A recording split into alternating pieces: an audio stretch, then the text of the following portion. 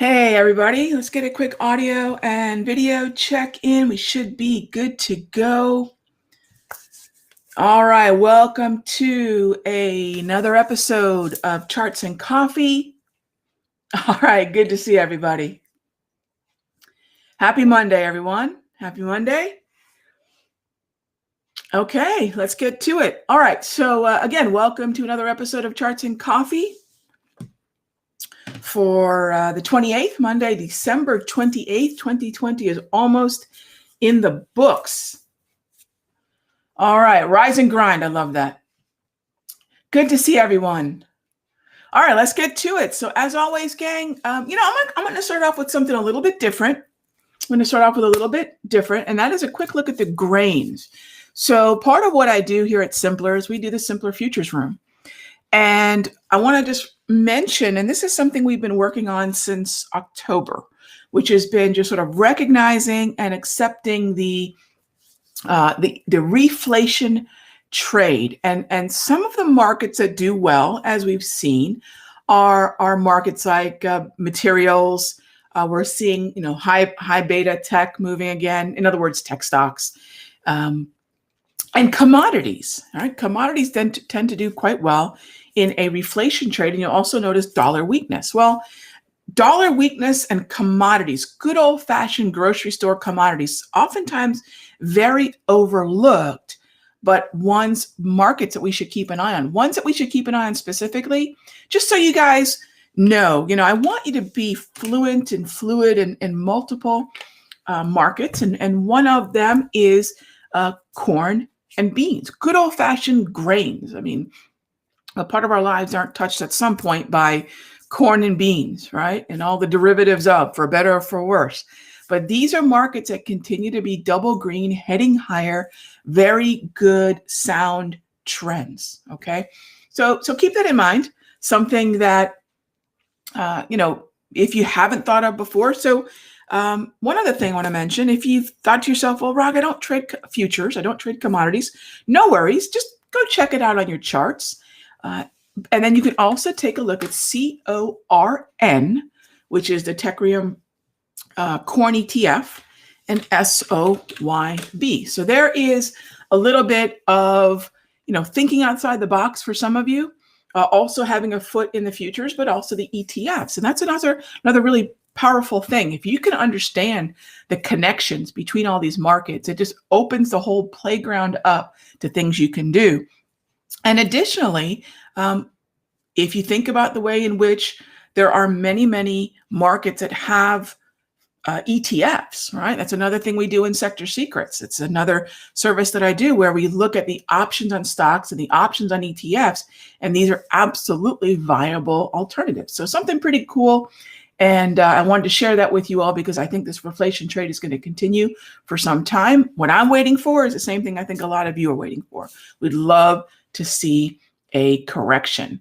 All right, so let's go ahead and take some questions. Thank you so much. Yes, we had a wonderful few days off and a nice Christmas Eve dinner and Christmas with my family. Real quiet. We kept it real quiet this year, which suits me just fine. All right, so request for mRNA, sure. So mRNA, also keep in mind that this particular stock is weighted within the IBB. We'll take a look at that together. Oh, sorry, IPO, and I think it's an IBB. I know it's in one of the I's. All right, it's an IPO. It should be an IBB as well. It's actually more heavily weighted, I believe, within IPO. And so, again, kind of going back to that ETF discussion, keep in mind that there's a connection. I bring this up because if you are interested in mRNA, I'm not as much, I wouldn't short mRNA, but I'm not as big a fan as I would be, say, ILMN within the IBB. And if we jump down to the IPO ETF, where again, it's also heavily weighted, think about relative outperformance. There's a lot of other things within the IPO ETF, including IPO itself, that I'd prefer to focus on in lieu of mRNA. But that being said, I sure wouldn't want to short this one. The trend that preceded the current chop is up right? So respect the trend that was, and I would still look to the long side of mRNA. All right, let's see. Grain of salt. Your dad was a big utility and commodity trader in the 60s. I love it. Yeah, grain of salt. I started in 1989. So yeah, I've looked at some of the trends in commodities in the 60s and mostly 70s, 80s. 60s were a little bit further back than I can pull charts from back then. And those were these giant paper charts. Very cool. I love it. I love it. So that is the deal with mRNA. And Eric, the other question was Riot. Sure. What a great what a great symbol. Double green. I like it a lot, Eric. Waiting for a pullback. We might get a shot in Riot at the 8 exponential moving average. So I'd keep that in mind. We might get a shot at the 8 exponential on RIOT. All right. Next up is liquidity. Hey there, Trisha. How is the liquidity in SOYB and CORN? So the liquidity in the ETFs is actually pretty good. And how are you? So as far as, I guess also more specific to what I'd want you guys to look into to take advantage of the leverage is looking at the option chain. And yes, the option chain, if you go out to February, which is where I'd focus on for the CORN, and terrific question. If you're looking at the CORN, yeah, the liquidity for February 19 is certainly sufficient. Yeah, and I'd be looking at the 12 strike, 13 strike, 14 strike, and there's good liquidity there on the call side. So totally fine with that. I like it a lot.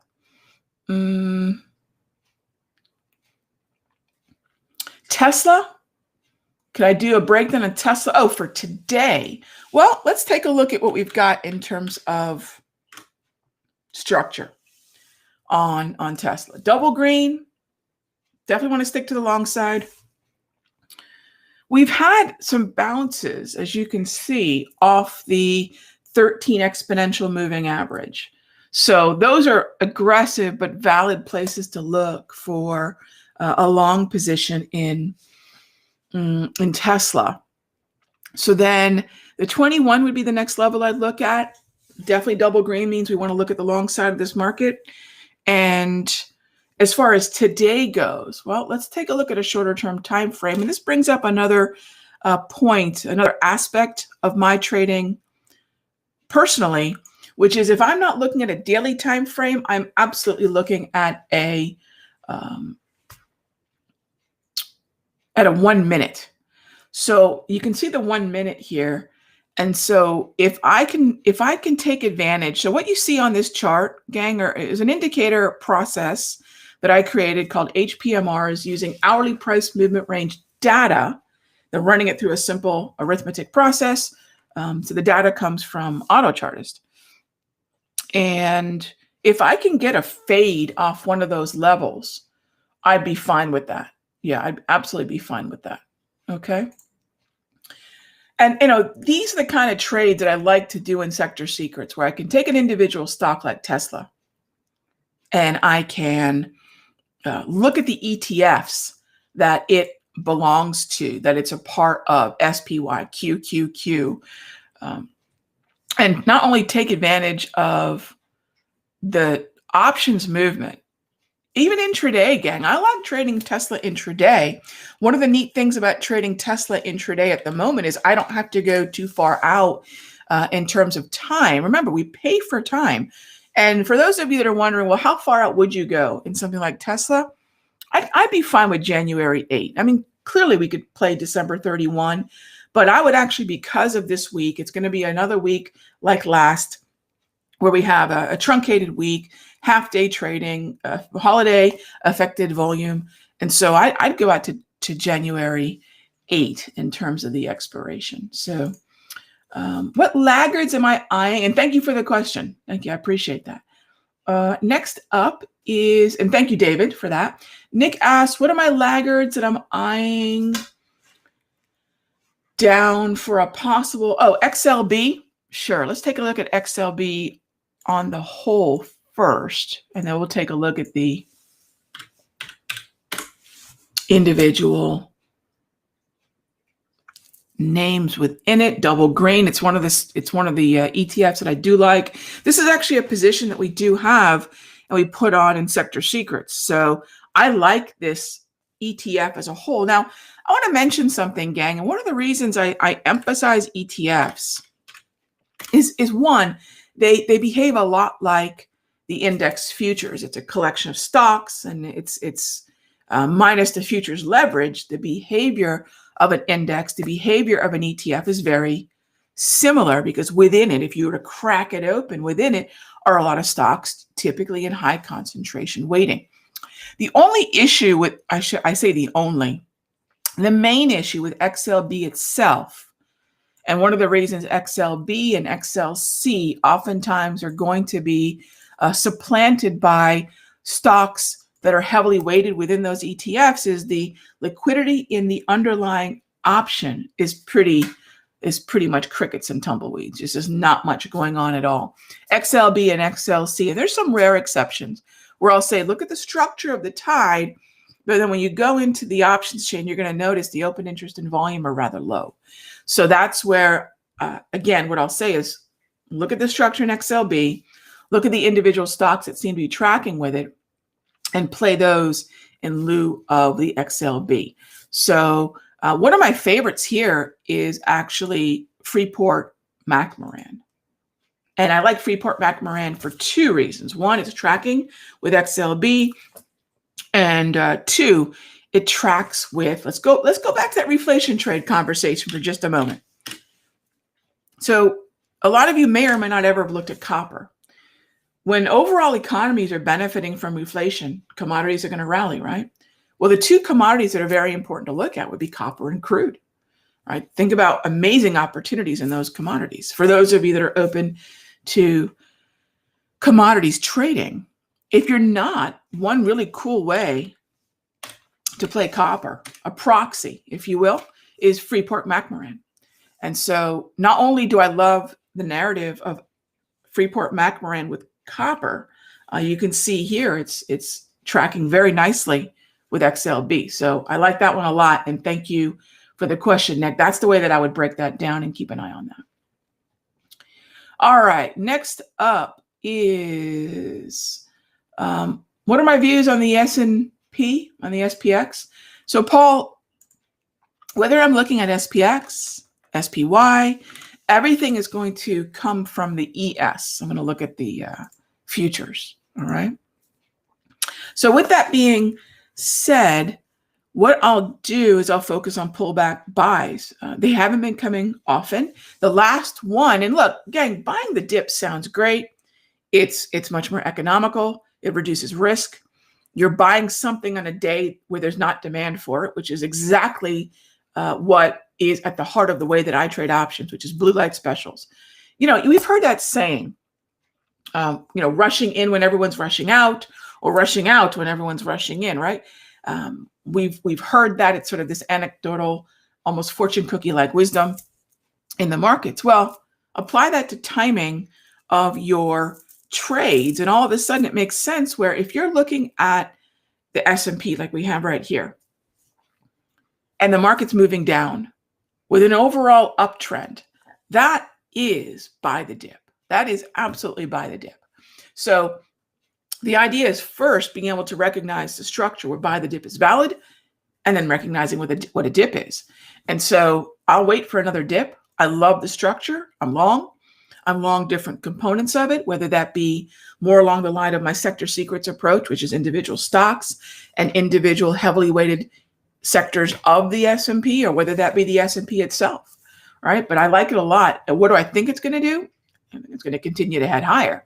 But that doesn't mean that I'm going to buy a breakout of, say, 37.25. However, my Momo traders out there, if you're comfortable with momentum trading, if that's your preferred way of trading, it is not mine. There's nothing wrong with it. I mean, some people like chocolate ice cream. Some people like vanilla. I like vanilla, right? Vanilla to me is that pullback buy. Chocolate ice cream, the setup would be high volume breakout through a resistance level. So a volume confirmation of resistance. So with that being said, I like it a lot. Yeah, Marty Jean, yes, NQ and ES are double greens. Love the pullback buy scenario. However, again, chocolate, vanilla, they're both great. Who doesn't like ice cream? If I can get a high volume confirmation of the breakout, we're right as rain. Yeah. So like that a lot, and very good observation, 100%. Joel asks about Microsoft, which is a very cool follow-up to S&P and NAS, because the cool thing here is if you have a NASDAQ and S&P moving higher, and if you have an XLK also moving higher, ideally you get Microsoft or Apple, and Apple actually, going for the ride. So in this case, Joel, one of the things that I talk about a lot is the idea that if we are looking at a sector, if we are looking at a index, I want the stock to be tracking with it. Okay. I want the stock to be tracking with it. So the thing to remember about something like Apple and Microsoft and XLK, and I know Microsoft was your question. The idea here is to remember that if it's a laggard, be really careful. I don't want to short it, but I'd rather see things that are tracking with that broader sector. Question is Riot, hey there, Alex, is Riot an ETF? No, Riot is an individual stock. It's called Riot Blockchain. It's a blockchain name. And it's got weighting in a number of ETFs. So you can keep an eye on that. Probably the one that I can think of it has the most weighting in is BLOK. I think it's BLOK block. But Riot, it's a stock. Yeah, it is a stock. Okay, so let's see. What else do we have here? What's my take on GE? What's my take on GE? It's a pullback buy. You know, stocks under $10, even a name as, gosh, hard to believe GE is an $11 stock. But stocks that are under $20, be aware of the short interest. Be aware of volume moves. And that's where I'd say you're probably even more susceptible to, look, here's a good tip, and we'll wrap it up with this. Relative outperformance of volume is going to be very, very important in sub $20 stocks. So I would keep an eye on that as much as I would keep an eye, on the structure and the movement itself, relative outperformance of the volume. Okay. All right, gang. And just like that, we have flown through our 20 minutes of charts and coffee. Thank you, as always, for joining me. Hope everyone had a great long weekend. Hope everyone had a Christmas that you are not. My mom was in Dallas and she completely gorged herself on Indian food, and she's still recovering from the meal on Friday. So I hope you guys are ready for a day of trading. Don't overtrade this week. We've got another holiday affected week coming up. Volume is going to be lower. Although, generally speaking, I do find this week a better trading week than the prior week. So it's a better trading week, and we will be looking at some day trades. All right, gang. So that's it.